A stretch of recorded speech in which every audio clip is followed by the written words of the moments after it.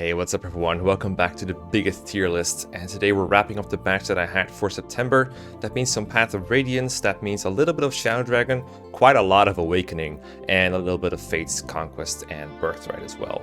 I went over exactly who submitted what in the previous video, and I think doing it again would be a bit repetitive, so I'm not going to go over all the characters I'm doing today. If you want an overview of that, you can check out the previous video, but I will of course put the characters and who submitted them in the top right of your screen. So, first of all, we have Lucia, Warren, Mist, Braum, and Ulki. And of course, thanks to everyone who submitted these. This is how I make videos every day, because you guys pay me to, and this is the best way I know to repay you, is talking about characters for like an hour or something. So, Lucia in Path of Radiance. I came off of Radiant Dawn more recently than I came off of Path of Radiance, so I have FE10 and Lucia on the mind, and she's hella good. And Path of Radiance, she's a little less impressive. She used to be rated as one of the worst characters, like people who put her along the lines of like Rolf and like Mia, and I think she's a fair bit better than that. But the key to Lucia is being very, very careful, because she's very fragile. She's on a Pegasus, so she can't make use of terrain, and in addition, her stats are not that high when she joins. Her growths are really good though. Let me see exactly how good, just so that it's properly on my mind. FE9, Lucia, just so I don't lose my mind when someone brings them up. Actually, they're not that good. Wait, hold up, they're not that good.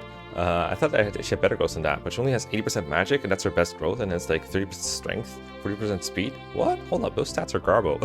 Her base stats are also like bad. Like, she's got 9 base strength, 27 HP, 11 defense, and she's like one of the last characters to join in the whole game. Why are her stats so bad? See, this is what I mean when I said I had FE10 Lucia on the mind. She does not look that good. The best thing about her is obviously mobility and utility. She's got 9 move and flight, so she can go pretty much anywhere she wants to, as long as the enemy density allows it. And of course, she's a Pegasus that can have A-rank staffs, so she can use Fortify, Physic, Restore, Hammer. The Ashura staff is available to her if you just grind her staff rank. She'll need 70 staff XP, and I believe staffs in the FE9 give extra weapon XP if they're higher ranks, so getting her to the Goddess staff is not that difficult. And that's just a free global heal for anyone.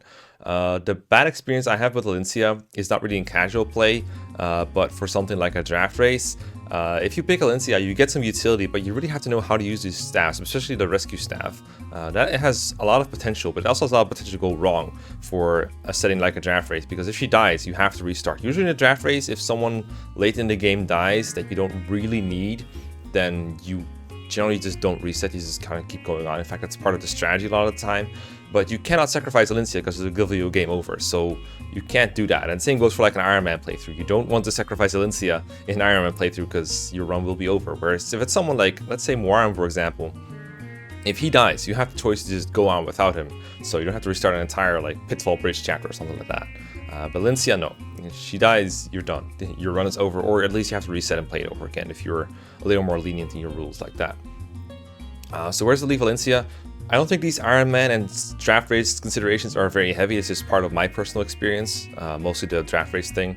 So I think Lucia goes, like, I don't think she's as bad as the people in D tier. Like, these people just don't contribute anything. And Lucia has potential to help you, if not quite a lot. But the question is how exactly. It also doesn't hurt her that FE9 just doesn't have many staff pre-promotes that are good. It doesn't have anyone like Nime or Pence who compete with her. Like, who else even has high staff rank? You'd have to grind up Soren or Ileana, like make him a sage, pick stabs obviously. Reese, I guess, is one of them. She's nowhere, there's no way she's better than Reese. In fact, I think she's worse than most of the units here.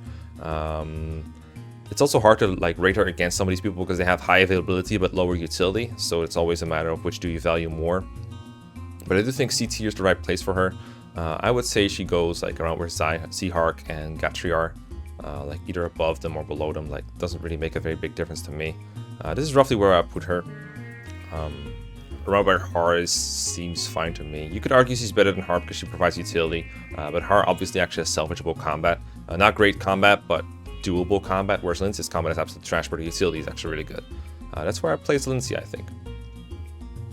Warren is, I would say he's akin to like a early game pre-promotes because his bases are quite good, and the main drawback of him is obviously being a Laguz. Now, when Warren joins, you also get the demi band that comes with him, and with that you have an awkward choice with all your Laguz. Which one do you put it on? If you deploy multiple Laguz, then one of them is going to have to deal with transformation gauge, but the other one does not. If you only deploy one Laguz, well, that's good, and you just get the demi band for free, and you enjoy like reduced transformation bonuses, but they're still good enough to compete for the most part, and even if they become like obsolete at some point because everyone else is outclassing them too much, you can just bench them and you will have gotten a lot of free utility, because Braum is really good when he joins. He does have really good base strength. I believe he's a lot faster than quite a few of your other units, especially including Mordecai, for example. Let me check. FE9 Braum, FE9 Mordecai, for example. I believe that's like the person they usually compare him to. Yeah, he has way more speed than Mordecai, for example. It's making a really big difference. So Braum, when transformed with a Demiband, I believe he would have, if you round his transformation bonuses down, it would be 17 speed. I don't remember if he's got 17 or 16 speed, because his transformation bonus is plus 3 speed. But I believe it's enough to double a fair amount of enemies, and his strength is gigantic. He has Tiger Claws, which have like 8 or 9 might in this game, I believe. So good enough to compete at the very least, and do like the odd job somewhere. So I feel like Braum is pretty good overall, and you know, someone like Leth you can still use alongside him because Leth just transforms instantly. Same goes for Janaf, but someone like Mordecai would have to wait. Braum also a pretty good candidate for a Smite Scroll you get later on, just so he can push people a couple extra squares in turn 1. He's got quite a bit of constitution or weight or whatever it takes to shove people around, so giving him that option helps as well. He doesn't have as much as Mordecai does. Mordecai, I believe, can shove someone like Marcia, or I don't believe Jill can be shoved by them, but Marcia is the big one. So that's helpful for like low turn count playthroughs and stuff. The question is like, how much do you value more on being around for a bit and being good, and then just falling off almost completely when you get like, when the hand axes and javelins is enough to do literally everything ever, and you don't ever need more arm for anything. Because that's a big drawback of Laguz, obviously, is no counter attacks against ranged enemies, and to a lesser extent the gauge. Demiband makes it a non-issue, but if you want to make use of his full transformation bonuses, then it would still be an issue. I think it's alright. I think he's like an upper part of C or low part of B. That's what I think. I do think it's worse than Mordecai. I'll just put him like slightly below Ike. That seems fair overall. I think the lower end of B is justified for him. I do think he has a bit more utility than the units in C. I think he's a leg up from all the units in here. So B for him seems fine for now. You could argue he's better than Ike, because Ike has like the same problem of no range attacks. But Ike has a really good like super late game and early game utility before Braum joins as well. So I think Ike being better is not that much of a stretch. When Ike is around for a while and Braum joins, I don't know how they would compare exactly because I don't have the averages on hand. I wouldn't be surprised if Braum is a bit better than Ike when he first joins, but at some point Ike is going to surpass him as well. So I don't think it's much of a stretch to have Ike above Braum, but a tier difference seems a bit big. Geronio in Path of Radiance is not super great. I mean, obviously being an Armor Knight is not the easiest job to be in this game because movement is so prevalent. Like all the Cavaliers and Flyers in top tier should tell you as much. And then I think Geronio only has 6 move, if not 5. So he's going to fall behind in some maps, but there are points of utility where having a foot unit can be nice. Yeah, he's 6 move. How much does like Boyd have promoted? About FE9 Warrior? Let me check real quick. Yeah, okay, so Warrior has 7, Geronio has 6, okay. So that's enough to like get to places sometimes and help out. And it doesn't hurt that Geronio has Resolve all to himself. It's not like FE10 where you can take it off and give it to someone else. It actually is a property of him. Like either he has it or no one has it if you take it off of him. And Resolve, it's not easy to activate because the enemies don't hit very hard on him. He's super tanky on the physical side. And even magic doesn't do it that much, I believe. Like he has 14 res, which is quite a bit. And then if you're in Resolve range, you also have to be very careful not to let him die. That's the other drawback. It's like you have your HP. Obviously, you're going to be a lot more fragile.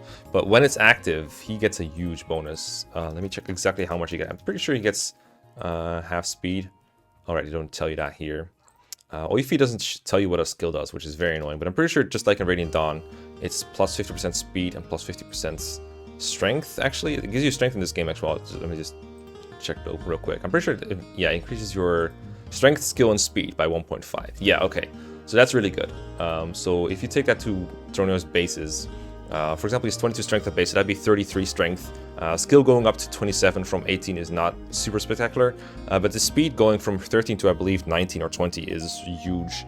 His growths are really good as well, actually. He's level 14 general, so he's not going to grow exactly fast, but he has 55 strength growth, 50% skill, only 30% speed, but 60 defense. So I don't think he's bad at combat per se. I know I've seen him do some work at 0% runs even.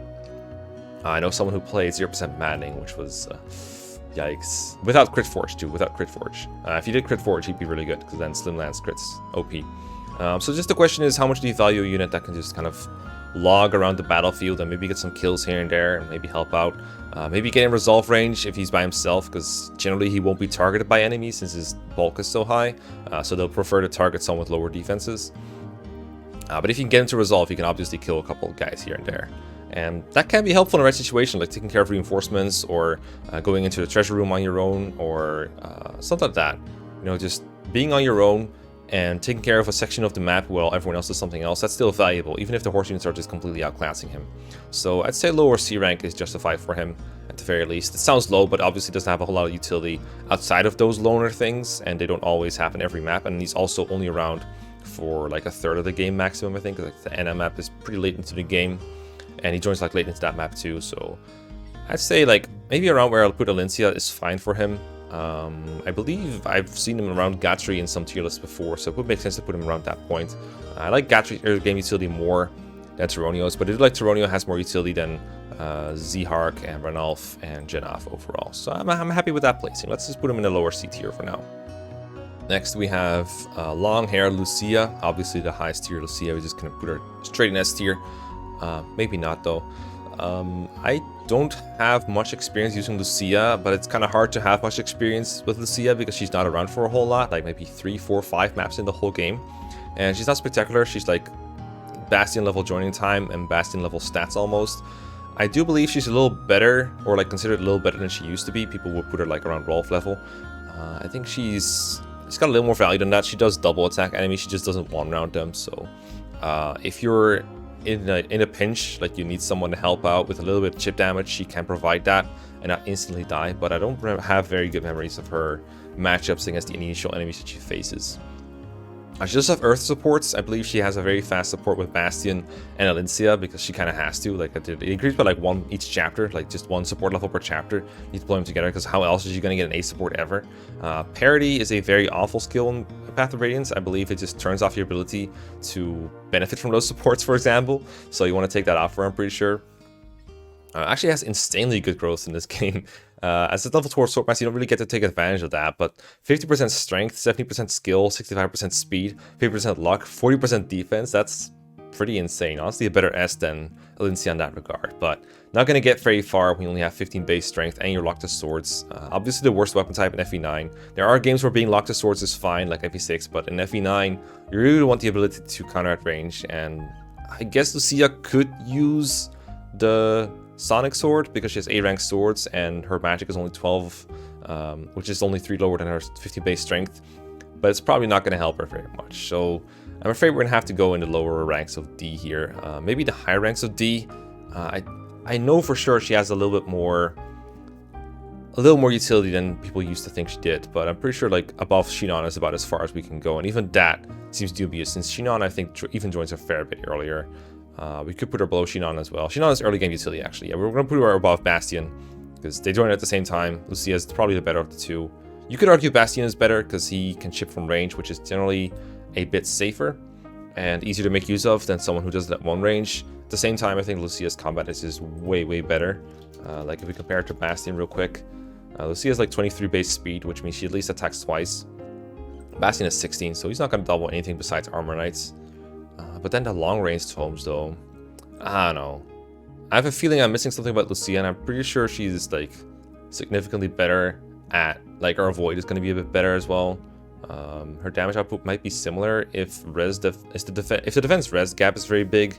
Maybe it's similar, but she has long hair. Then again, so does Bastion. Yeah, Bastion has long hair as well. We'll just put Bastion over her because, you know, long range chip seems more valuable to me. But hey, argue in the comments, I guess.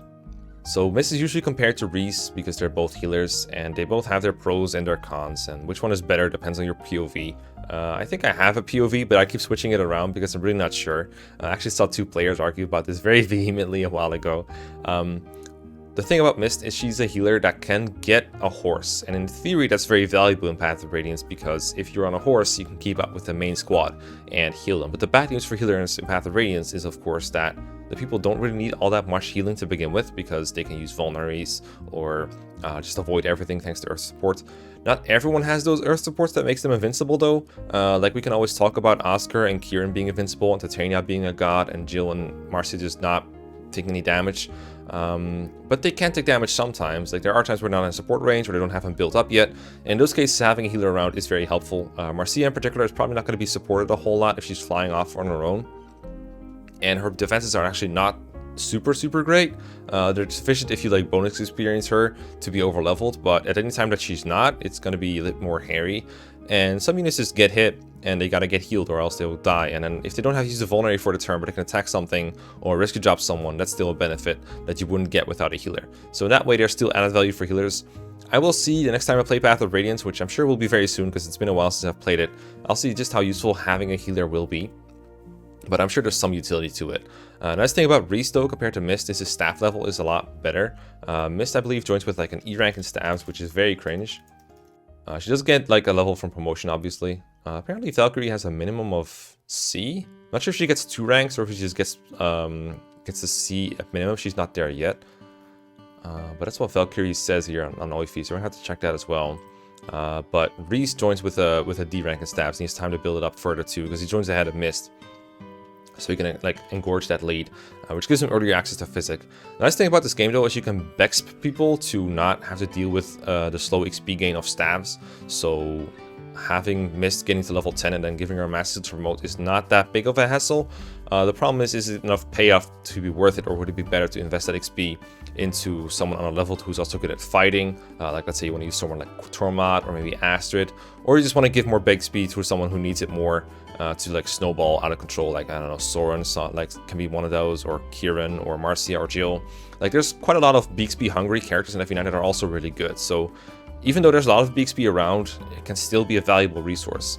Of course, Beaks being a level 1 Mist isn't going to take a whole lot, and it wouldn't really significantly impact something like Jill, for example, who's much higher level. So 1 level on Mist might not take nearly as much as it would for Jill to even get a significant improvement. So that's also something you have to weigh here, which this is, by the way, exacerbated in Maniac mode, for example, and a lot less relevant if you're playing normal mode. In hard mode, I believe the Bexp is like somewhat strict, but not strict enough to where you really have to care about distributing it very tightly. What else is there to miss? There is a way you can make her good at combat, which would be like giving her 2 arm scrolls and then a sonic sword, or maybe 1 arm scroll and a lot of fighting with a sword. I've heard people would forge a sword, and when it's almost out of use, they'll give it to Mist so that she can occasionally finish off an enemy when she wants to. That can be an option to make her good. Because obviously her strength is garbage, but her magic is good enough to contribute. Of course, you do have other people that can use the Sonic Sword just fine. There's no reason to just train up Mist over someone else, unless you really want your healer to be good at combat as well. But I think if you want utility out of the Sonic Sword, the best way is to just use it with Tanith, and that's about it. I believe you get 1 or 2 total, so there's no way that you'll have enough to just spam it. So any uses of the Sonic Sword that go to Mist cannot go to someone else. So it's not like Mist adds the option of using the Sonic Sword to your team.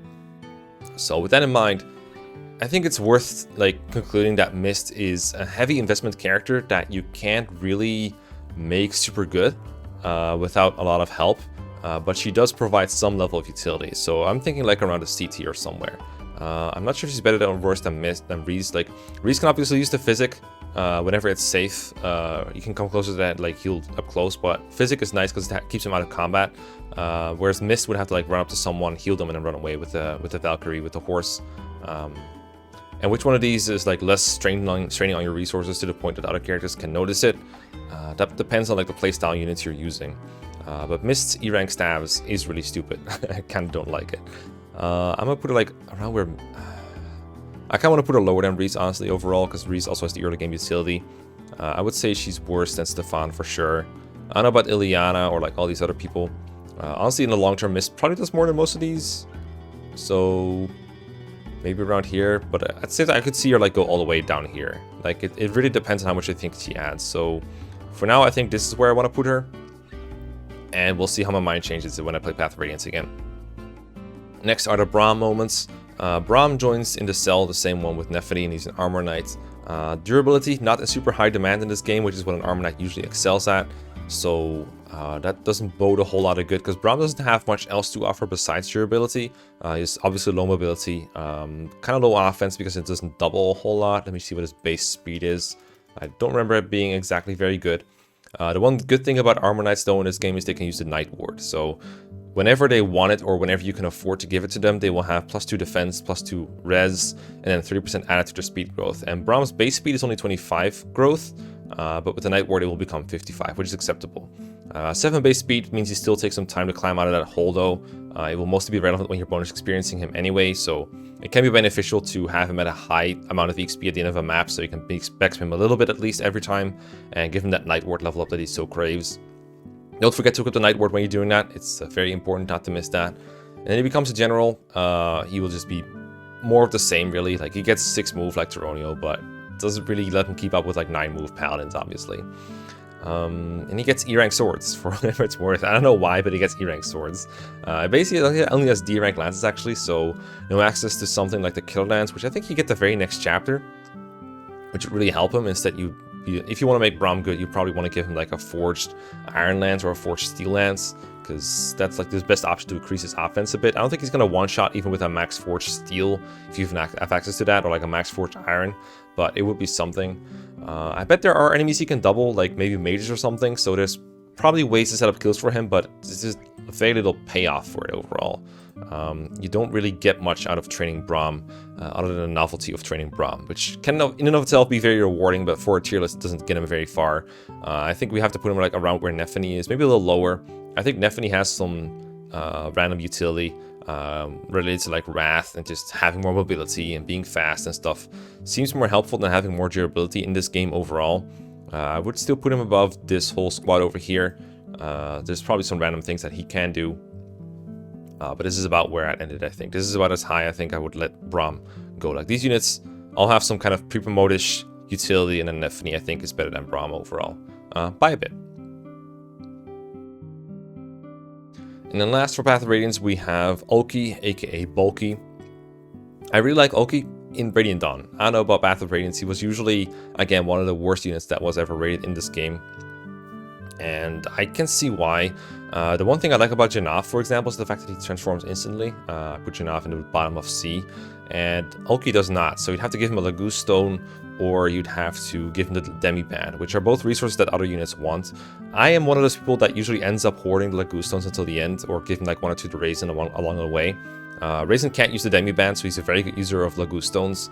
I wouldn't say Ulki is one of those, because his combat, I don't remember it being particularly spectacular. I haven't really used him a whole lot, but I don't remember him one-rounding, and to compound that, he only has 1 range, so he doesn't counter 1 to range either, and he has to deal with gauge as well whenever you don't have the Demi-Band for him. So there's a lot of cons using Ulki, not a whole lot of pros. The one good thing he does have though is flying, being able to cross gaps in terrain, being able to ferry other units that might be better at combat than him can be useful. There's definitely been talk in draft races of using Ulki to ferry Ike to the top where Ashnard is, for example, to make sure you can kill him without having to go there. Not very relevant for this or for Heartwood in general, because Ashnard moves, so you can just bait him down the ledge instead of having to climb up it. But that's the kind of stuff that you're looking for when you're trying to save time in draft races, right? So that can be one thing where Ulki is useful, but most of the time, I don't see a whole lot of people using him because he's so... It feels very unrewarding, I feel like. It's strange though. I do believe Ulki has good growth. I looked him up earlier. Let me scroll up a little bit. Ulki, where you at? There you go. He does have like insane growth because he has Laguz, so his XP gain is very slow, but when he does level up, he has like 140% HP, 60% strength, 65% skill, and 60% speed, which is obviously phenomenal. He's not going to get those level ups very much, because Laguz level like promoted units and then some, I think. I think Laguz level even slower than Titania in the early game, so that doesn't help him very much, but I think it's a cool novelty. He's probably fast enough to double. Actually, don't know that for sure. He only has 15 base speed, which feels pretty low for the point of time where he joins. Like, this is the time where Tanith joins, and I believe Tanith's speed is already significantly better. How much speed does Tanith have? Yeah, Tanith joins with like 24 speed, and I don't think she even doubles by that much of a margin. Probably some, but it just doesn't compare very well. He does have strength close to hers, but Tanith has access to weapons that are just much higher might. So. Like, obviously Tanith is like an A tier unit. I'm just comparing her to him just to see why he feels so disappointing. I'm not saying Ulki has to match Tanith to be good at all, but that's just the kind of competition he's facing around the time when he's around. So somewhere in D tier, I would say. Like, the instant transformation makes Janaf like just so much useful at the start of the map, and then once you're done with him, it just untransforms. You're just done with using him, right? So probably around here, about as useful as Shinon, feels about right. Probably less useful as Shinon actually. The early game utility I think weighs a bit more than Ulki's flight overall. Maybe there's something Oki can do that I missed. I'm sure it is. I'm sure it exists, but I can't really think of a utility for flying, especially because you have good flyers already. So there's some somewhat diminishing returns being a good flyer. When you already have access to an instantly transforming hawk and a couple of good flyers as well, it's hard to find a use that Oki really adds to your team very much. But hey, I might be wrong. That's Path of Radiance. We only have 3 units left. Let me see if I can get them on the screen. There we go. So we got Nazir, Tabarn, and Asana left as the only units for Path of Radiance, and then this game is going to be another one that's just wrapped up and done. Let's move on to the next one. Alright, so let's say you woke up and you chose Vylands. How would that translate into his tiering? Because the next character to rate is Vylands, the only Shadow Dragon character that we've got this batch. Now, Vylands, I again went looking for some redeeming factors, as I always do when I get some lower tiered units, and what I'm seeing is a character that joins Chapter 5, whereas you get 2 Cavaliers in Chapter 1, and he has the same or worse stats in the most important areas. HP, Strength, Speed, Defense are all equal or lower than Abel's. Now, Abel's a good unit, so if Vyland was just an inferior Abel, that in itself wouldn't be a disqualification. But, you know, there is a bit of an overlapping utility there, and there's not a whole lot that Vyland does to compensate. And he also just doesn't have very good personal stats, so he wouldn't really do well outside of his class that he's in. Like, his main draw is having a D ranking lance, which in itself says a lot about him. Now, lances are a good weapon in Shadow Dragon. You can make Vyland do certain stuff just because he has that. You could give him the Rider's Bane. Once he hits C lances, he could be able to just Oko cabs, but he'd be one of the worst at it because he has a 3 base skill and not higher weapon rank than anyone else, so he wouldn't get any hit bonuses from that. Abel, by this point, for example, would be able to hit C lances notably, or maybe not right when Vyland joins, but right after, depending on how you play. Harden would be at B lances because he just has that at base.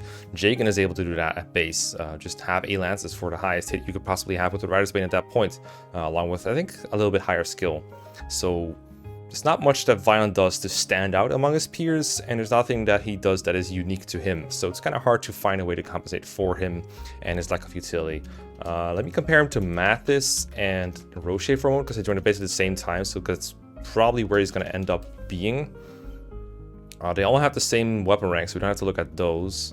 I think Vyland has the highest... What does he even have the highest of? Like, Roche has 1 more strength. And Vyland... I'm looking really hard here. He doesn't have higher speed than anyone. He has the same defense as those. It's like the Cavalier bases, basically, as far as I can tell. He has nothing. Like, Roche, for example, is just flat out better, from what I can tell. Roche has 1 more strength and, like, 2 more HP. And, he has better HP growth and better strength growth. He's got better everything, man. Oh, Roche only has a 10% speed growth. So that's where Vyland stands out, because he has 40% instead, which is just mediocre instead of outright bad. Also better luck growth and worse defense growth. Like, Roche's bases are just better, which is very sad. Since you probably would use these at base and nothing further, I'm inclined to put him above or below Roche, because I feel like Roche is better overall. But note that if you use both of these long term, then Vyland's speed will probably end up being better. Just a general tip if you want to use these. I do know that he is a meme in Japanese, though. I do know that Japanese players love him. I think his Japanese name is Buraku, kind of like Baruka from Fates. So that probably has something to do with it. Either that or his portrait. It's probably one of those 2 things. Good meme, but unfortunately not a very good character. Or unit, I should say. A unit. Also, a quick correction before I forget. I was arguing with my Patreons in the chat the other day, and they said, hey, Janaf is above Renelf and probably shouldn't be. I'm okay with that, making that change. Janaf does have better bulk, or I think better bulk, better availability, and better mobility over Renelf, and better gauge especially, which is important. Renelf does have a strength lead, though. A slight one, like only 3 or 4 points, depending on Demi-Band, and I mean, their claws are different, their attack weapons are different. But generally, I would say Janaf is better, so I'm going to fix that real quick. Now let's move on to, I think we're at Awakening? Yeah, we're Awakening now. We got Panvake, Lawrence, Tiki, Henry, Flavia, Gregory, what's his face, Libra, and Marybel to work with. So Pan I really like. It's one of the few units that I've actually used multiple times in Awakening because I've only played the game a couple of times, but Pan is just so much fun to use. The Tagwell class itself I'm not a big fan of. It doesn't really do anything that you would need a unit to do. It doesn't have a 1-2 range weapon as far as I can tell. Beast Stone or Beast Stone Plus. They're okay, I guess, but the Tagwell base stats are just very bad. But when you reclass Pan with the second seal, it's kind of like promoting her, basically. You can turn her into a Wyvern, which I think is her best reclass by far, and she just kicks all kinds of ass, because the Wyvern base stats are just so much better than the Tagwell's. Only E-rank axes, but that is workable. Even with a bronze axe, she does decent damage, and you are able to forge it, so that helps a lot. And she just becomes a very mobile partner that can also just boost someone else's strength and defense when you wanted to, or just airlift someone over to another place and have them start kicking butt there. So very good. Now, one thing that I'm noticing about Awakening after I've played it is there's a big gap between units that use the second seal and units that don't. And it doesn't have much to do with the units themselves, it's just that the second seal mechanics are very broken. Extra levels of growth that you can just repeat over and over if you want to. Having access to better classes in itself is of course good, but mostly just increased XP gain and having those extra levels before the mid and later portions of the game makes such a big difference, because Awakening enemies, they are very strong, but they cannot stand up against your units, especially if you're getting really optimal classes and skills and everything. Then they just kind of vanish. So it's kind of hard to rate units based on second seals, because I feel like almost anyone you second seal somewhat sensibly is going to be super strong, whereas someone that you're not second sealing will usually not be strong enough. Like I remember Robin, for example, the best unit in the game here. He's only that strong, I feel like, if you second seal him or her. If you don't, then he's still probably the best unit. Like if you second seal absolutely no one, then they're probably the strongest. But they can't hold a candle to like a second sealed units. I mean, there's probably exceptions here, right? Like there's probably units you could second seal and wouldn't be as good as Robin. But I'm just saying I think second seal makes a bigger difference than almost anything else you could do to a character. So if you rate Pan solely based on the second sealing compared to everyone else doing the same thing, it's very hard to figure out where to put her. Whereas if we don't take second seals into account, she's one of the worst units probably. I mean, probably still workable because she joins early enough that you can train her up, but she wouldn't be very good. But if you do relative ranking and we assume that second seals are in use for everyone, how would she rank up? I would say like B something, B plus or B minus. I'm not sure. Like the thing with second seal, for example, is like Cherish. She has a very good base class, the same Wyvern class that we're talking about with Pan. But it kind of hurts her almost because you don't want to second seal her into anything else. So you kind of just want to keep her as is, and that makes her stats worse in the long term, if that makes any sense. But I would say Pan is maybe she's better than Cherish, honestly. I think if you take second sealing into account, Pan is going to be around as a Wyvern before Cherish. Like Pan joins what, like chapter 6? We'll probably take a couple maps to get to Wyvern. I think I got it there by chapter, let's say 8 or 9 in my playthrough. There were some paralogs in between as well. Cherish I think joins in, I want to say 11 or 12. I don't know the chapter numbering very well. So there's a couple maps that she's around for as a Wyvern rider before Cherish joins. And her stats will probably be better by the time Cherish is around. So I think it's fair to put her over here. Anna and Crom are pretty high up, and I think it's okay to have Pan below them because of that reliance on the second seal. In the case of Crom, lack of availability, and in the case of Anna, lack of utility. I think both of those beat out Pan's advantages over them. Next is Fake. I am a fan of big goofy axe fighters, especially after using Fake in Awakening. He was so much fun and so much powerful because second seals do that to a unit, but his class axis is pretty good. He starts off as a fighter, has access to Barbarian with the funny Despoil skill, and then all the other skills you can get through Berserker and Warrior that have been very funny.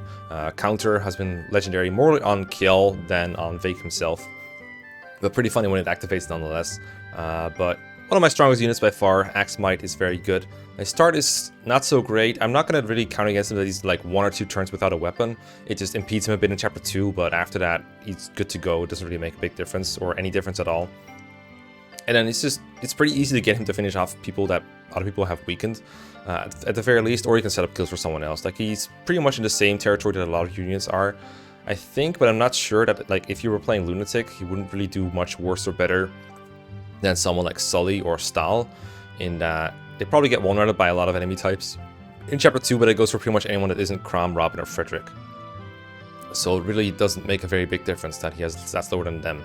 He's kind of in the same boat. He's probably trainable in Lunatic, but based on his hard mode, which is what I'm basing this tier list on, I would say like lower than Lucina, probably, maybe around the same level as Lucina. Lucina's pretty good when she joins, but Vake is like going to be pretty good when he's like around for a while when Lucina joins. So I want to say around Lucina level. It's pretty hard to gauge exactly how good he is compared to the other units. Again, reclassing makes such a big difference compared to like how units are at base, but Vegas is very powerful. I believe he has HP growth that's over 100% as a fighter, which is pretty notable. It makes him sort of tanky. Of course, you also need defense to back it up, which he has less of, but Vake's growth are still insane, as most of Awakening's cast are, don't get me wrong, but Vake's growth as a fighter, for example, he has 105% HP growth, 75% strength, 50% speed, and 50% defense. That's a like combination that's unheard of in GBA FE, for example, so it really stands out. I think it's pretty much on par with like a lot of other Awakening characters, of course, but I remember this one in particular stood out to me when I first checked Awakening growth. Then we have Laurent, one of the kid characters. Kid characters, I think they're pretty much going to end up in C. C is for child, apparently, because they are so customizable that it's hard to give one flat rating for all their possible performances. And honestly, kids rely pretty heavily on second ceiling, I feel like. If you just raise them up from level 10, you're not really making the most of them. They are kind of custom made to be second sealed, both of them being like level 10 at base. So you have access to 2 of their class skills and then access to a third one by just reclassing. I've seen Laurent, people suggested like builds for me on my Patreon when I first started the Awakening playthrough, and Laurent was one of those characters that had builds considered like for both physical and special, which I mean like magical or physical. I saw some people want like Berserker Laurent with like Gregory as a dad or something, which I found interesting. I went with the good old Sorcerer route. I just made him a Sorcerer because I thought it was kind of fitting. He kind of looks like a Dark Mage. He reminds me a bit of Kanas. And I knew that Nosferatu Sorcerer was pretty broken, and I wasn't sure how broken they would be. Like, I thought there would be some differences between them, but it turns out anyone you turn into Sorcerer just kind of becomes the same character, and he just kind of flat out destroy everything. But not every character has access to Sorcerer. Some of them just plain don't or need to do more complex things to do that. And he just has it at base because Marybel has access to it. So she just passes that class access down. And that alone makes him one of the better kids, I think. I did end up getting Vantage because I paired Marybel with Lonku and he had Vantage to pass down, which I think is pretty good for a starting Nosferatu user, because what happens sometimes with Nosferatu user is, sure, they drain HP, but they usually don't drain themselves all the way to full, so they will lose some HP in combat, and his base HP isn't so high that he can just ignore that kind of HP loss. But Vantage makes it a lot harder for a Nosferatu user to die. They will take a hit, get below half HP, and then maybe the next enemy could just finish them off if they get to attack first. But because Laurent has Vantage, he will attack first, and hopefully get enough HP to survive. And then the next enemy has to have enough HP to kill him, but he's probably going to get him in Vantage range again. Or he's going to be in Vantage range again from getting hit the last time, so it just kind of adds an extra layer of durability to him. And it also gives an opportunity for him to like dual strike or crit his way out. And Awakening is full of those little mechanics where you can just kind of be bailed out by crits or dual guards even sometimes, although that doesn't really matter for Vantage per se, but it's just another way that you can get bailed out of a bad situation. But Laurent, I think, stacks those odds in his favor. It's kind of like having Soul on a unit that is fighting on enemy phase and has a theoretical chance to die, but because of Soul, they have to get hit by so many times and feel the proc Soul so many times that it works out. And I think Vantage offers a lot of the same advantages. So yeah, I kind of liked Vantage on him. It didn't really do anything in the long run because at some point he was beating enemies by so much stats that he barely even needed Nosferatu to begin with. And then Nosferatu itself basically covered all his bases, so we really didn't need Vantage anymore. Let alone Vengeance. Like, before this, I was like, wow, Vengeance Nosferatu sounds like a broken combo, but actually it's really just Nosferatu. In hard mode, at least. I'm sure in Lunatic that Vantage is a lot more important to have, and the same goes for Vengeance. But on hard mode, I never really ended up needing Vengeance at all. Like, it was proccing for 0 a lot of the time. Okay, but yeah, that's more about Dark Mages than Laurent, but Laurent was a Dark Mage for me, so I think it's fitting. At least I've used him this time, right? And, I mean, Owain was kind of the same way, but Laurent, I don't think Owain always has access to Dark Mage, so I think it's fair to put him here as like an average between all the classes where he has Dark Mage and where he doesn't have access to Dark Mage, if that makes any sense. Next up is Tiki, unit that I've only used once and was actually pleasantly surprised by. I expected her to be a bit underwhelming, kind of like Naui. She ended up blowing my expectations out of the water. She is one of the few units in Awakening that joins later, and as a result doesn't have any supports to speak of, and I thought for that reason she'd be pretty terrible. Like, everyone who just has an A or an S support build up at that point would be better off, because it provides so many bonuses through pair up, higher chances to dual strike, dual guard, and just having higher stats in general. But Tiki turned out to be pretty solid. I didn't really have a pairing for her because she can only be paired or S supported with Robin. You can pair her with anyone, of course, but you can only have an S support with Robin for her, as far as I know. But she had a support with Na that I ended up building up because Na didn't really have a husband left. Like, there's only so many pairings you can make in Awakening before you run out of either spouses for either gender. And Tiki with Naui worked somewhat well. I mostly just enjoyed reading the support and a bit of lore behind the dragons, but I also just liked the fact that they just had someone to talk to in a way, if that makes sense, because Awakening is all about that, give people a pair-up partner. And I just enjoyed the synchronized dragon dances. That's basically the main appeal for me, is two dragons transforming at the same time. But our stats were really good, beyond expectation. The Dragonstone gives good bonuses in the long term. I think its main lacking thing is speed for the most part. When they start off, they just don't really double anything. But they do enough damage to be notable, and it was pretty easy to feed them kills. The fact that they have 1-2 range in this game is very nice, and also the fact that you can buy Dragonstones, which is something that holds someone like Marybel, for example, or Faye from the Binding Blade, is not having 1-2 range and not being able to buy those things, so you're kind of paranoid about running out. I find that you rarely actually end up running out or coming close, but you do take it into consideration every time you're about to send them into combat, right? It's like, am I going to run out of Dragonstones if I take this enemy phase, or if I take out this enemy? So you're kind of not sure whether you should use them. But with Naui and Tiki, you never have to worry about those. They just destroy everything, and they never run out of Dragonstones as long as you make sure to buy enough, which sometimes I would forget, but generally I do. I haven't experimented with classes outside of Manakete. I always feel like it's really weird to second seal them into something that they haven't started out yet for Manaketes, because it's part of their race. I know you could say same thing about Tagwell and just taking like Pan and Yarn out of their classes, but for me that's different because I don't really care about the Tagwell race to begin with. But Manaketes, they are important for Fire Emblem. They gotta stay the way they are, so I never second sealed them outside of their main class. I think I put Naui back into her Dragonstone class again through second seal once or twice. I don't think I did the same for Tiki because he never really got to level loop like that. But Tiki is alright, like a pretty good pre-promote, I would say. Probably put it like B- below Fake. I don't know if you consider it as good as Fake in the long term. Like, Fake obviously destroyed her stat-wise by the time she joined, but I feel like mine was a bit of a special case because I used him so much.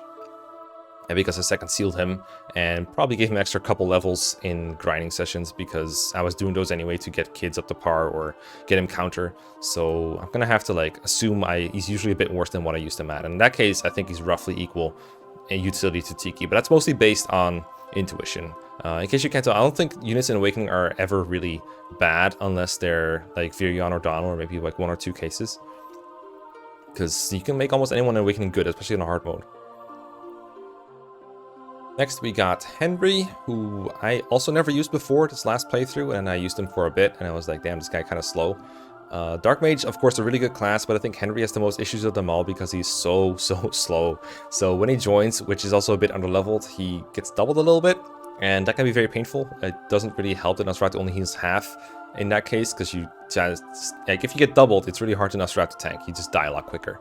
And I don't think he has any notable skills or anything kind of paths that he has access to. So for the long term, I don't think Henry is very good unless you grind him a lot or you get some kind of really good speed up partner for him. And even if you do that, I have my doubts about his ability to like actually long-term tank stuff. He might be better off as a support unit that just kind of provides Heartseeker or something than an actual main go Nosferatu tank. Not quite sure on that one. I did use him a couple times for like a couple paralogs. Like I put him back in the army for the Awakening, the Owain paralog, where he was sorcering it up. But even there, I was like, damn, dude, you just got no speed. You just got no speed. It was really annoying to work with. Still, the class that he's in is absolutely marvelous. And the fact that he doesn't have to second seal to use it is a pretty big pro for him. Of course, it deprives him of a couple levels if you do want to get in them. There's a way to loop Dark Mage, of course, but I think it's more XP intensive if you do it that way. Because I think you can only second seal into your base class if you're at level 20, if I recall correctly. Correct me if I'm wrong, though. But I think Henry might have to be like a C or a D tier overall. I feel like the kids, they need less to function, I feel like, than Henry. I think Henry might need a little bit more to become good. I might be wrong on this. He might be viable at all. Or he might be more viable than he felt like he was for me. But my main way to use Henry was like, I used him in his joining map to block reinforcements, and then every other bit of XP I wanted to give him, I had to kind of give to him on grind battles for when I was getting supports for kids or when I was grinding up a new unit or something. There wasn't really a whole lot he could do by himself. And I think if you played Awakening in a quote-unquote proper way, like a way that abides by tier list rules or something, which I know something people never do, but for this kind of playthrough, for this kind of list, you kind of have to think in those terms. If people do that, I feel like Henry will be one of the more underwhelming units. That's a gut feeling, though. Maybe he's actually better than the kids. Most of them join after him, but I think a lot of them will have better stats than he does. Then we got Flavia, one of my new favorites from Awakening. I was inspired by a 0% growth playthrough to try her out on her joining map and have her pretty much solo it. She is a hero at base, and that comes with a couple of really good skills. Like, hero has one of the best enemy phase skill sets in the game, which is soul and an arm drift. And I believe she also has something else that I might be forgetting about, but that's really the main basics of it. But honestly, those alone are pretty good.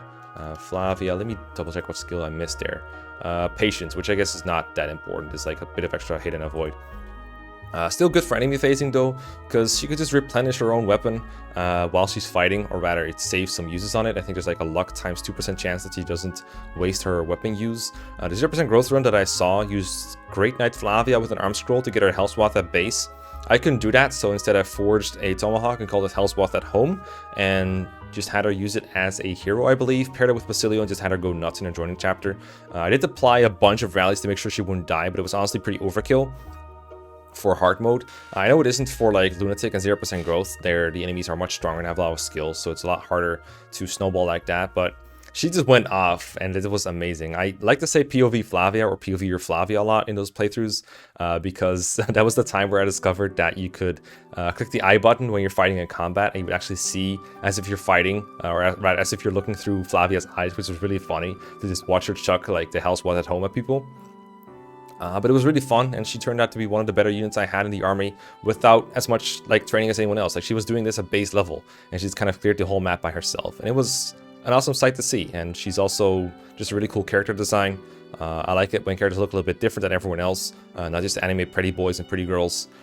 Even though that's kind of what she is, right? But it's different. She's different looking, darker skin tone. Female heroes always have cool designs, some of my favorites. So with Flavia, about the same as Tiki, I would say, a little bit better maybe, depending on how you look at it. Tiki joins earlier, so I guess it's fair to put her above Flavia. I would say Flavia is easier to make into an enemy phase machine than Tiki is. I don't feel like Tiki joins at like a level where she doubles and like kills everything comfortably, whereas Flavia, I think, can do that if you just rally bot her enough. Then again, if you rally bot a Tiki the way you did from Flavia, maybe she'd be the same. And Tiki effectively has infinite uses, so yeah, I could see them being the same, with Tiki being better because she can join earlier. Just assuming you do Tiki's Paralog as soon as possible, of course. Then we have Gregory, one of my personal favorites. Gregory is, of course, a mercenary, which turns into a hero, which is the same thing Flavia does. So access to the same good skill set. I didn't really get a very good Gregory going. I never second sealed him into anything else. If I did, he could probably end up being as good as Vay, because he does have access to Barbarian, as well as his own personal base class, and that would just make him absolutely bonkers. So what I could have done is like bring him to Barbarian and either train him in Axis or bring him back to Mercenary if I wanted to get the hero tree. Because I don't believe you can just promote a Barbarian to hero, unfortunately. I don't think there's any point for making him a Myrmidon or an Assassin or anything like that. I think he's best off being in Hero or Berserker. Bow Knight doesn't seem very good in this game compared to what he has for offer, especially with hand axes existing and everything. But yeah, Arm Drift, Patience, and then later like Soul or something like that is pretty good. I just don't know how viable he is in the long term without second sealing. I feel like because mine didn't end up very good, I feel like that's just a trend for him. His growths are very good. Of course, Awakening kind of is like that, but his growths are like fake level or better. Again, we got like, as a mercenary, he has 105 HP, 60 strength, 65 skill, 50 speed, 50 defense. So growth-wise, it looks fine. But mine was like not really able to compete without a bunch of rallies, so I might be biased here. I'm gonna put him like into B- besides fake, maybe. That probably seems fair. I kind of want to put him like here, but I feel like with Barbarian Axis, he would probably be better than this. So I'm going to put him here instead and give him the benefit of the doubt. I love the way Gregory talks. I have a thing for just goofy characters like him, so that's why he's up here. Actually, no, that's totally objective rating. I'm kidding. But yeah, I like Gregory a lot. I'm just not sure if my rating for him is accurate. Just, you know, second seal was a hell of a drug. Next up is Libra, who is more of a utility unit than a combat unit, I feel like. So pretty much a good free deployment for any map where you have a spare slot. I didn't have spare slots much in my playthrough because I tried to use literally everyone in the game and grind them up that way. So at some point I was kind of out of slots to use for Libra. But I remember when I didn't have many units and I didn't have units I wanted to like swap in and out almost every chapter, I was using Libra a lot. It was generally a matter of deploying either Libra or Anna because they provide similar utility. Whenever there were chests on the map, or like just things for a thief to do in general, which I think in Awakening is only chests and doors, then I usually just gave the nod to Anna. But whenever that wasn't the case, I tried to favor Libra instead, just because I wanted to field him sometimes. But I think for the last like 20 to 30 chapters, I didn't really use Libra until I needed like Rally Lock to make Flavia really good for a chapter, for example. But Libra was like good enough to function, right? Like just staff utility, being able to use those infinitely viable rescues, or being able to physic people from a long range alone was just good enough to be worth a deployment slot. But because he was usually just off doing those healing things, there wasn't really much of a reason to pair anyone with him. And as a result, I didn't really want to pair anyone with him, so he ended up not getting a child or anything. So in that sense, he ended up not being worth it long term. Stats was just never able to keep up with people who actually saw combat. And I honestly think Ana's stats were much better than Libra's as well. So once stats became relevant for them, I would also pick Ana over Libra. I still think Libra's free deployment and free utility is pretty good though. So I'm just going to put him like somewhere in the B- tier as well. Apparently this is where people are going now. I'll just put him like the bottom of B-. Raisins, I remember him saying that he would always deploy Libra. Or like always just deploy all his staff units and then decide who to pick for combat units, which is a fair approach, because for Awakening you honestly only need one combat unit for a whole map, and if you're using multiple, you're just kind of shooting yourself in the foot. You can maybe make it go slightly faster by picking like 3 or 4, but that's all you need, so you just fill the rest of the slots with dancers and staff units, which is one good way to approach the game. And in those kind of settings, then Libra obviously excels, because you always have access to his high rank staffs in every single map, and you want to have access to those. But for my playstyle, or for my style of playthrough, where you're using a lot of different units and you don't always need to staff utility, because you're just trying to get it done with just combat on everything, then Libra isn't as good. Still pretty good combat at base though, don't get me wrong. He's a pre-promoted, has access to axes. Uses a killer axe in his Geronio map, I believe, and demonstrates it pretty well. He's really high res, so he's a pretty good mage killer if you're looking for one of those things, unironically. So it's not like he's bad at combat, but compared to like kids that have been trained, or Gen 1 units that have been second sealed and trained a lot, I don't think he really holds a candle. But for what he is, a pre-promoted that joins like before the mid game, I think he's pretty good at combat. Finally, for Awakening, we have Marybel. I didn't really like her when I first got her, because I thought she was pretty underwhelming in the long term. When I ended up using her for long term though, and actually grinding her up, I found her stats were like eclipsing Lissa's, even though Lissa went through all the way through... no, I think she just went from Cleric to Sage, whereas Marybel just went from Troubadour to Valkyrie. But somehow at equal level or even lower level, she had higher stats. I didn't know that was like gonna happen. I always thought Marybel's stats were her main weak point. Healing with a Troubadour with a horse is always pretty good in most games, but I think in this game it's in the lowest demand. The Troubadour doesn't have as much move, I think, as, relatively speaking, like a Troubadour from GBA does, as far as I remember. I'm gonna double check that though, because I want to be sure. Troubadour. Infinitely buying rescues, of course, is always good to have. I just don't think her magic is very good. Troubadour, let's say Cavalier. They both have 7 moves, so never mind, that's wrong. What's her magic at base? Got like 5 magic, which is... it's not great, but it works well enough to, you know, have a bit of rescue range, and having that utility is nice. So I think she's okay at doing that. I never really found the Troubadour's or the Valkyrie's skills to be very useful, but just healing is nice. I just think like the main point where healing is useful is the early game when Lissa is around, and other than that, there's not a whole lot that she can do. So I would like to put her in like D tier, I want to say, maybe C, but honestly I think D is fine for her. Speaking of Lissa, she's actually supposed to be in here. I just remembered. Someone did last minute submit her, but the tier list code didn't copy it quite right, but you know, I'm gonna put her in here anyway. I really like using Lissa for this entire game. I usually drop her off after the early game because I don't really need healers very often, especially when I'm snowballing with something like on Ramen solo or something. But Lissa is honestly pretty nice to have around almost always if you're playing with a more slow play style and just kind of taking enemy piece by piece. You need to heal those wounds all the time.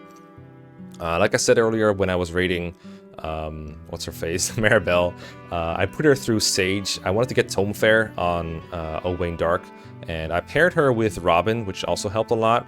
And that got out of the deployment slot a lot of the time because, of course, Robin is very important in Awakening, and making him good enough to see combat usually involves pairing up with someone he actually has a support level with, and that was going to be Lissa. Like, Lissa was going to be pushed the hardest. So I waited quite a while to get Morgan until, like, she had Tome Fair, and Robin had... I don't know if you guys can see Robin, there he is. Until Robin had Rally Spectrum. And then when I did, I got Morgan as well. Morgan started out as a priest because of this, which is kind of unfortunate because it's not a very good base class for them. But as long as they got Rally Spectrum, it's fine. And you can just reclass them instantly. So that didn't really hurt the pairing in any way, I don't feel like. And Owe and Dark need to be as good as possible. So there's only one possible pairing for Lissa there, right? And then Lissa herself, honestly pretty good at combat when she needed to be. Didn't have very high tome rank because she just reclassed to Sage from a staff using class. But the healing utility was nice, and physics was just very nice. Rescue staff could bail me out every time. So pretty good utility overall. Probably not as useful as she was for me because of like the circumstances. But for early game utility alone, I would put her in like C or D, B minus alone. Like honestly, for me, she was better than Libra. But I think for most people, Libra would be the better one. Alright, so for Conquest, I only have one submission, and that's Flora. Flora joins very, very late into Conquest, into a game that I also haven't finished as nearly as much as these other games, but I do want to revisit it sometime soon, because it just intrigues me every time I see someone play it. And Flora is someone who is, I think, she's kind of obscure. I'm pretty sure you need to like get her through like some kind of building a fire orb or something, and then she just joins you. The main thing that I remember about Flora when I looked at her stats when I actually recruited her was that she had a pretty good staff rank, and staffs in Fates, it feels like sometimes it's almost a staff spammy as Thracia if you're doing it properly, and she has a B rank in staffs, so she can use something like the Entrap staff, I'm pretty sure, which is pretty useful. You got like Entrap, you got Freeze. Freeze is D, so it's not like really very high in demand, but Entrap is B. There's no Restore staff, unfortunately, so she can't do that. If a Restore staff was available, it would be very good for her. There's like this other thing she could do. Oh, and Feeble is another staff that's very good to have around, I think. And there's like the Hexing Rod, but I'm pretty sure that's enemy only. In Conquest, I'm not quite sure if I remember that right, but Enfeeble is C. So all those things are available to her at base. So at that point, like her combat doesn't even matter how good it is. Like she just has good staff utility for last stretch of the game. Recruited in chapter 19, so it's like good 9-ish chapters left in the game, as far as I can remember. So that's a pretty good solid amount of utility you can provide. There's probably something she can do in combat if you really want her to. Pretty sure you can reclass her into like she has access to the Troubadour strategy set, so something like Rally Resistance is available to her. Demoiselle or Gentilhomme or whatever, all those things can probably be gotten. Lift the Surf doesn't seem very useful to me. She probably doesn't really care about that. She could go Dark Mage, it doesn't seem very useful. Mercenary is also available. Bone Knight, what the hell? She has all sorts of weird classes. But I'm pretty sure she wants to be in a staff using class and just staff spam for the last part of the game. Even just healing seems useful in Fates. It's because units do take a lot of damage, like even late into the game, no one's really invincible besides maybe Xander, and even he needs healing every now and then. So good support units for just about any team, no matter who you're using. And droids are pretty much free, I believe, because by the time you want to recruit her, there's also just not much else to spend Dragon Veins on. Like everything you have in Mad Castle that you want to max out is probably maxed out already. So I don't think their recruitment cost is really a thing. I wouldn't even counter against it if it was the case. So I put her like a B minus, like near Felicia. Like with Felicia, the thing is I think she can either be joining very early if you have male Corrin, or kind of late when you're female Corrin. I think I rated her based on our average of that, but I feel like Flora is just a worse version of Felicia 2, as you would call her. Let me check if I can see that here. Yeah, for what I can see, Flora is just a better version of Felicia when she is available. Of course, Felicia can join a bit early, I think, like chapter 15 or so, from the top of my head, with like one lower staff rank as well. So having them next to each other seems fitting, not just for aesthetic purposes, but also utility-wise. I feel like being available early is more important than having slightly better rank. I could be wrong though, but I think they belong next to each other for the most part. But if you take like early Felicia into account, then maybe Felicia should be higher than this. Like maybe she should be higher than Selena and friends. Maybe she's more of a C tier actually. Maybe there should be a gap between them then. Yeah, I also think Gunter might be, like, some of these units might be a bit underrated, honestly. I'm gonna keep her here for now. I think she's decent enough endgame, but she's no Goto or anything. So let's just roll with this. And then at last we have Caden from Fire Emblem Birthright. Haven't used him very much, but I looked into his stats a little bit and noticed a couple things that I found amusing. First of all, his skills as a Kitsune are actually pretty good. It's almost impossible to spell out some of these skills. Reciprocity is like, okay, when he's healed by a staff, it gives lift to surf, which is like, whatever, that doesn't really matter very much. But even hand, that seems pretty good. +4 damage on even number turns. Like conditional plus damage is almost always good in Fire Emblem. Even if you like if you know when you're going to activate it, that's generally when it gets best, right? So things like Persecution Complex from 3 houses. It's only when Bernadette has damage, it does +5, but you can manipulate that. In the same way, if it's out, you know when it's even, it's going to be even turn, so you can play around it and use it to your advantage whenever you get it. And then he also has Beastbane, which I think is less interesting because it's good against enemy beasts, but I think they also often have Beastbane to use against you, so it's a very scary matchup, but it probably enables some more offensive plays in certain maps. I think there's only one map where you really face beasts, and that's like the actual Kitsune chapter. Actually, that one's in Conquest, so I'm not sure when the hell you use it in Birthright. Maybe it never happens. There has to be a chapter where you use it, right? Because like, there's no way to just give you a skill that does nothing. I'm kind of theater crafting here because I've never used him in Birthright for like more than just his joining chapter. My feeling is that he's just another you could make good. Let me check his class sets real quick to see if he's got any potential of something else. Apparently, he can be a diviner, like some kind of magical class. That seems kind of weird. I don't know if he'd be good as that. His base magic looks pretty bad, so hopefully he gets a lot from his class base there. But I don't feel like that's the best unit. I feel like most people who use him just keep him in the physical class. I did see Speedy Hawk's Iron Man playthrough where I think he used Corrin and Caden pretty much exclusively because Ryoma died, so he just had these two go through the whole thing almost on their own, and it almost worked out until the end. I think they ended up doing it, but it took like a lot of sacrifice and hard work to get him there in the first place. Probably just another unit in Birthright that can snowball if you wanted to, because this is the way the Birthright is built. It's kind of like a continuation of Awakening. Probably good enough to use, but I wouldn't know exactly how to use it. I couldn't tell you exactly how good he would be if you tried. But from what I can see stat-wise and what I remember about trying to use him against enemies, just like using him in this joining chapter and trying to see like, hey, what's the battle forecast like? I think he was doing decent enough, so my guess is he'd be like a B-, maybe a B+ even, like near Oboro. But Birthright is the game I have the least experience with of all Fire Emblem entries, besides like Revelation, I guess. So take it with a grain of salt. Feel free to correct me in the comment section. But this is what I would guess you put Kaden at, but maybe he belongs a bit lower. But we'll see as the list gets populated. Anyway, that's gonna do it for this video. Thanks everyone for submitting characters. I really appreciate it and all your support and all your viewership. I like making these videos, and I hope we'll get another batch up soon. Only took me 2 videos to get through the entire batch. We'll see if that's the case next time as well. But yeah, not much else to say. See you around. Peace, goodbye, have a great day.